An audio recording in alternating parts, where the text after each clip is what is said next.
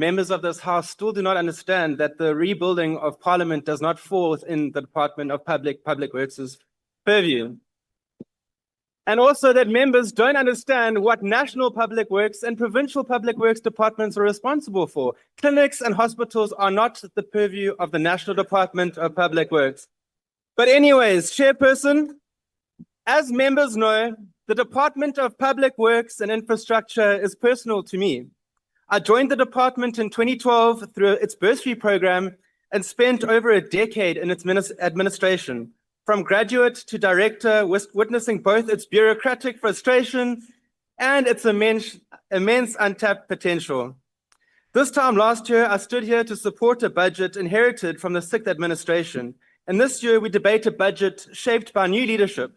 Minister Macpherson's first turning South Africa into a construction site blueprint. If the past year was about clearing the rubble and designing the blueprint, then this budget is about laying the new foundation, strong, level, and ready to support a department capable of driving growth, creating jobs, and rebuilding public trust. Chairperson, in previous budgets, the department's plans sought to chase 7 national priorities, but only managed to address a few. This year's budget narrows the focus to 3 broad priorities: inclusive growth and job creation, the cost of living, and building a capable and ethical public service. These signal a department aligning itself to realistic outcomes. Chairperson, change is most visible in the struggling property management trading entity, and rightly so, as it oversees more than 88,000 government buildings owned by the state. For over 2 decades, the PMTE has existed more on paper than in principle. But under this budget, we are finally seeing a small movement. It now manages 54.1 billion rand with 3.9 billion or 7.2% allocated to maintenance. A welcome shift, though, Minister, through you, Chairperson, this shift must continue to grow. Importantly, 12,600 hectares and over 55 state-owned properties have been released to the open market, including commercial land in Nkandla just this Monday, with the potential to unlock billions in private investment and stimulating new economic activity. It's so refreshing to hear something positive coming out of Nkandla for once. The DA also welcomes the transfer of properties to capable municipalities and provinces, enabling local delivery and saving the department money. This highlights putting public assets to public good. We support this trajectory, but we also urge the department to fully unlock its commercial mandate and sweat all underutilized assets and start generating revenue. On the expanded public works program, change is also taking shape through tangible policy shifts following the nationwide listening tours. A full reform of EPWP recruitment policy is underway, and to do away with political and other interference. And the program is also targeting over 1 million opportunities this year. Minister, we support your vision for economic inclusion that is transparent, fair, skill-generating, and that which produces market-ready artisans. Chairperson, infrastructure delivery is also gaining traction. This year, with 11 billion being committed to 24 major catalytic projects, while Infrastructure South Africa's 180 million rand project preparation fund is already fully subscribed. Clear evidence of the demand for well-planned strategic infrastructure.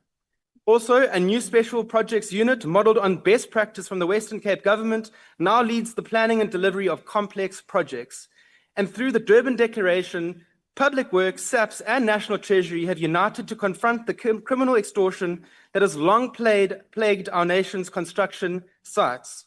We also welcome the launch of a private investigation into the 1 billion rand Telkom Towers disaster. The committee eagerly awaits its outcomes, and we must ensure that accountability prevails and that we prevent this reoccurrence in the 7th administration. Minister Macpherson has also prioritized strategic reform and oversight. A voluntary construction and asset management advisory board has been appointed, bringing valuable private sector expertise into public policy direction. The department's digital transformation is also underway, supported by a new IT strategy and stronger cybersecurity measures to guard against fraud and hacking. The introduction of lifestyle audits, skills audits, and a long overdue ghost employee audit must also be welcomed. Ethical leadership and political will is the backbone and bedrock of delivery, and Minister, these are promising early interventions. Cabinet's approval of a new board for the Independent Development Trust, effective from the 4th of July, marks a vital reset for an entity that has long been in turmoil. The IDT must now prove it can become self-sustainable and corruption-free, or face being cut as part of government's fat if it fails. The Construction Industry Development Board, the Council for the Built Environment, and Agrima South Africa are showing slow signs of progress, with stronger contractor support, tighter enforcement, and renewed focus on women, young professionals, and innovation.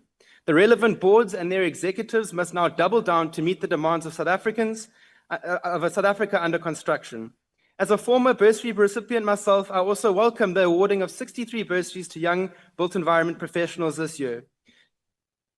Chairperson, while challenges remain, this department is starting to turn the corner and deliver where it matters most. With a budget of only 7.6 billion, we are seeing what can be achieved when there's political will, clear focus, and ethical leadership. To the Minister, Deputy Minister, and administration, keep doing what you're doing, because public works works, because when public works works, South Africa works. The DA supports this budget. I thank you.